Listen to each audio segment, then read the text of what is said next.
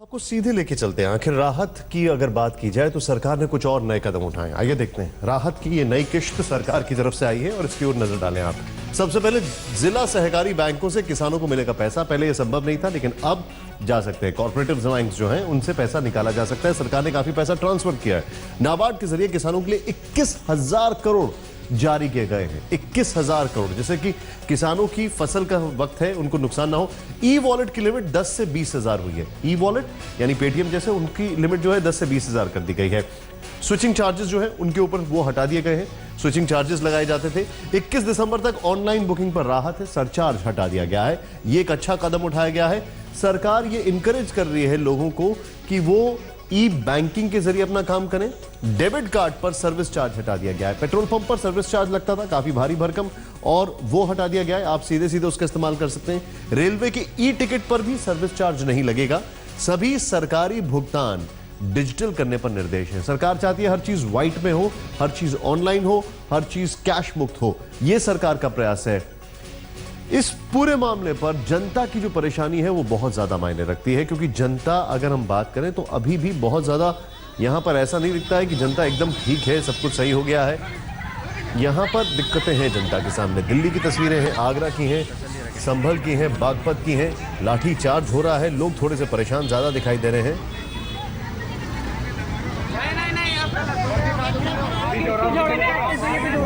जनता की जो पीड़ा है बढ़ती जा रही है। रोज कहीं ना कहीं लाठियां चलती हैं, कहीं ना कहीं किसी को अपने ही पैसों के लिए टॉर्चर होना पड़ रहा है। इस कड़ी में उत्तर प्रदेश के संभल से आई तस्वीर को सबने हैरान कर दिया है। देखिए कैसे पैसे की लाइन में लगे लोगों की जानवरों की तरह पिटाई।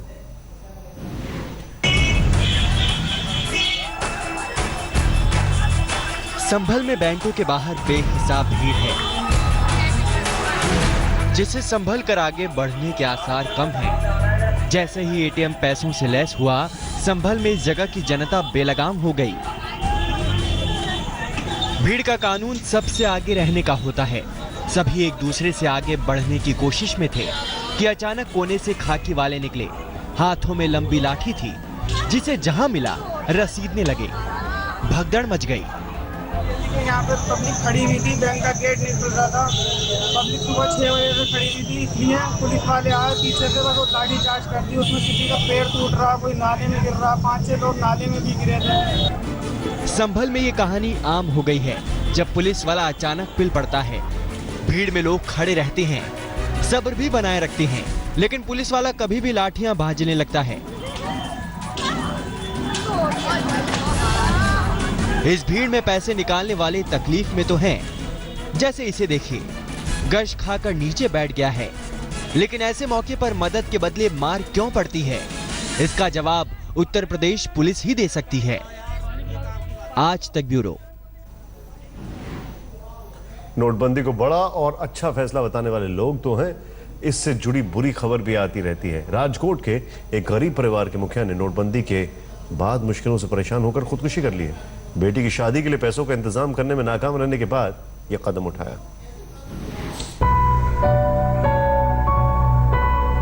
शादी का कार्ड तो छप गया है, लेकिन कार्ड छपवाने वाले पिता ने जान दे दी है। घर में मातम पसरा है, दुख ने डेरा डाल दिया है। राजकोट के रहने वाले त्रिभुवन सुमेसरा को अपनी बेटी की शादी के लिए रिश्तेदारों से मदद की आस थी। उनके मदद के भरोसे ही वो शादी करने वाले थे, लेकिन शादी से पहले सरकार की नोटबंदी ने मदद का भरोसा छीन लिया और त्रिभुवन ने जान दे दी। ચલણી નોટો 500ની 1000ની નોટો બંધ થઈ ગઈ, બરોબર। હવે એ નોટોને બંધ થયું તો બધાએ સપોર્ટવાળા જેટલા હતા બધાએ હાથ ઊંચા કરી દીધા કે ભાઈ અમારી પાસે આ નોટો બંધ થઈ તો આથી વિશે અમારી પાસે કાંઈ હવે તમને તમારી સહાય નહીં કરી શકી, બરોબર। તો જે થોડા ઘણા ઘરમાં કટક બટક ભેગું કરેલું હતું તો એ બેંકે જાય ને તો બેંકે લાઈનમાં વારો આવતો નહોતો, બરોબર। હવે અહીંયા કને જાય તો એક દિવસ ગયા, બીજા દી ગયા, ત્રીજા દી એમને બીપી વધી ગયું તો ઘરે આવીને સાંજે 7 વાગે એમને સીધા દવાખાને સિવિલમાં દવાખાને ગયા। ત્યાં કને રિપોર્ટ કર્યો તો ડૉક્ટરે એમ કીધું કે ભાઈ તમારા 275 બીપી છે, બરાબર। તમને આટલું ટેન્શન શેના માટે છે? આ જે કર્યું છે ને પૈસાની સગવડ ના થવાના શક્યતાએ આ કર્યું છે। परिजनों का कहना है कि जिन लोगों ने उन्हें पैसे देने का वादा किया था, उन लोगों ने नोटबंदी के बाद पैसे देने से इनकार कर दिया। पेमेंट लेने के लिए वो इंडियन ओवरसीज बैंक भी गया, लेकिन नोट बदलने में कामयाबी नहीं मिली। शादी के इंतजामों की चिंता में डूबे त्रिभुवन ने आखिरकार जान दे दी। उसके पास फाइनेंशियली पैसे थे नहीं, तो उसने कोई सगा वाले है जो दोस्त लोग हैं, उसने प्रॉमिस दिया था कि भाई मैं तुमको 20,000 दूंगा, कोई बोलता है कि मैं तुमको 5,000 दूंगा। फाइनेंशियल में 500,000 की जो नोट है, वो जो नोट बंद हो गई, उसकी वजह से आज उसने गले फांसा खा के आत्महत्या की है। घर में कार्ड बांटने की तैयारी चल रही थी और त्रिभुवन सुबह उठकर जल्दी बैंक जाने वाले थे, लेकिन जिंदगी की सुबह को मौत की रात में डुबोकर त्रिभुवन विदा हो गए और घर वालों को रोता बिलखता छोड़ गए। राजकोट से तेजस शेषांगिया के साथ आज तक ब्यूरो।